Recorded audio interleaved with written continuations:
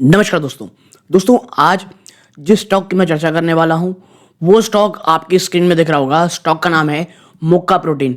माफ़ कीजिएगा, अभी थोड़ा ट्रैवलिंग चल रही है इसलिए फेस वीडियोस नहीं बना पा रहा हूं। बस जिस स्टॉक के ऊपर बहुत ज़्यादा क्वेरीज आ रही हैं उसी को धीरे धीरे निपटा रहा हूं। जब वापस से आएंगे उसके बाद जो कंप्लीट एनालिसिस के वीडियोज़ हैं उसे शुरू करेंगे। देखिए, मुक्का प्रोटीन इस स्टॉक के ऊपर ना इतने ज़्यादा कमेंट पिछले काफ़ी समय से आ रहे हैं। स्टॉक के ऊपर जब मैंने लास्ट टाइम वीडियो बनाया था, ऑलमोस्ट 3 महीने पहले वीडियो बनाया था, और अब वापस से इसलिए बना रहा हूँ। स्टॉक 52 वीक लो के आसपास ट्रेड कर रहा है। प्लस कई निवेशक ये तक नहीं ठीक से समझ पा रहे हैं कि स्टॉक करती क्या है। बस 30 से 40 रुपए का ये स्टॉक है, तो लगातार सवाल आ रहे हैं कि भाई क्या इसे बॉटम फिश किया जा सकता है।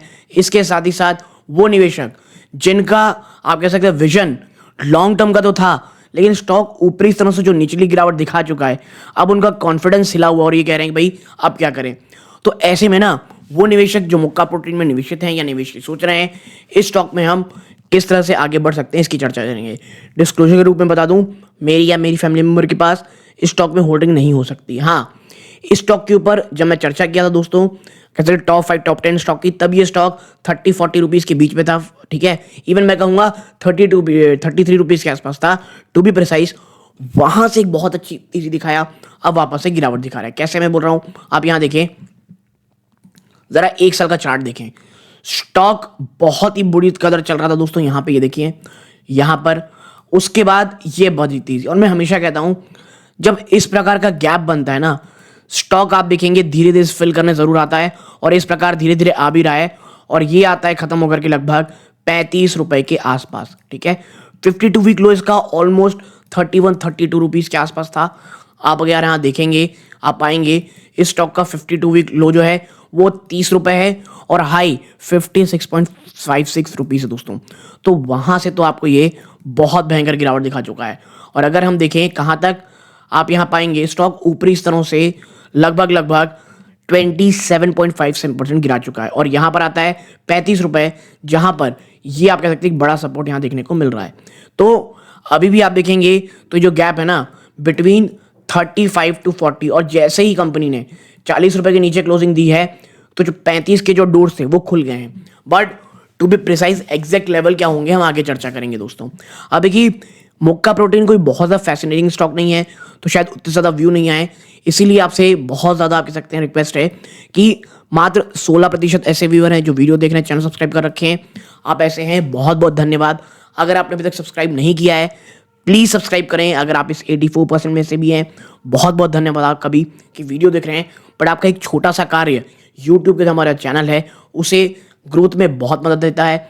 आप अगर लाइक करते हैं तो औरों को भी रिकमेंड करता है यूट्यूब का एल्गोरिथम कि हाँ भाई ये व्यूवर्स को पसंद आ रहा है। तो इसलिए प्लीज़ सब्सक्राइब करके ऑल नोटिफिकेशन दबाएं और लाइक ज़रूर करें। ठीक है, अब चलते हैं आगे और चर्चा करते हैं क्या आखिर मुक्का प्रोटीन में गिरावट क्यों हो रही है। देखिए, सबसे पहली चीज़ ये करती क्या है, ये मैन्युफैक्चरर है और एक्सपोर्टर है किस चीज़ की, फिश ऑयल। जी हाँ, फिश ऑयल और फिश आप कह सकते हैं फिश मील और फिश ऑयल की।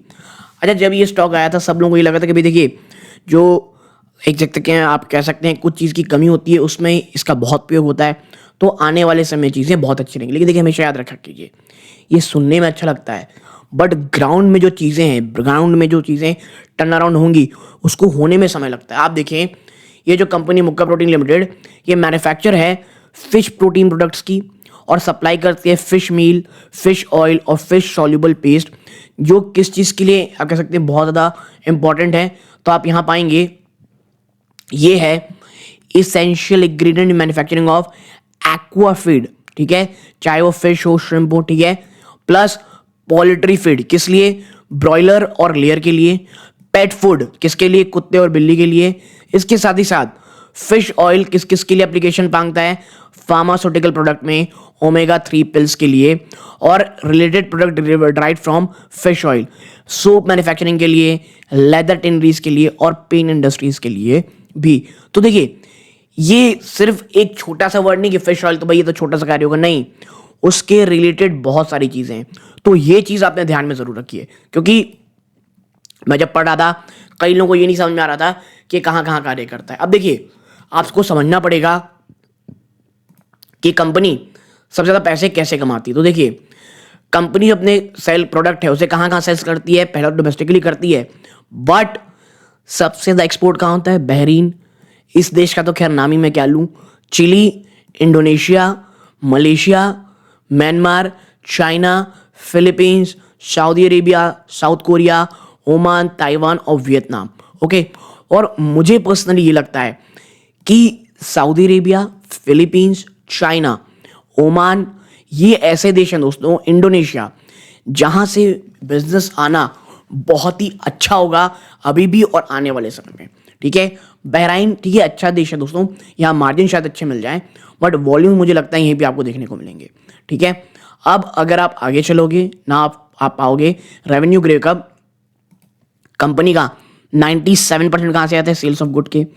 प्रोडक्ट वाइज का सेल्स स्प्लिट अगर आप देखोगे 24 का, फिश मील से देखिए, फिश ऑयल बहुत ही कम है, मात्र 10% है।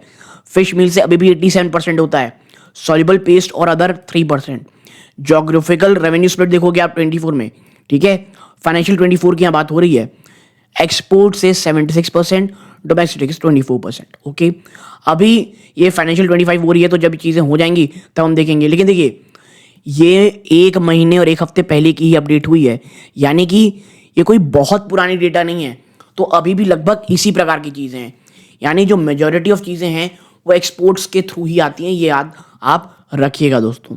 ठीक है, और मुझे ऐसा लगता है कि आने वाले समय चीज़ें अगर थोड़ी अच्छी होती हैं, एक्सपोर्ट रिलेटेड और जो प्रॉब्लम चल रही हैं, ये कंपनी फ़ायदेमंद हो सकती है। लेकिन अभी तो प्रॉब्लम में है, कैसे, ज़रा आप देखें यहाँ पे, स्टॉक की पी नो डाउट सस्ती है भैया, इंडस्ट्री की पी से। ठीक है, आप book price to book value देखेंगे तो ऑलमोस्ट 3 टाइम्स के आसपास ट्रेड कर रही है।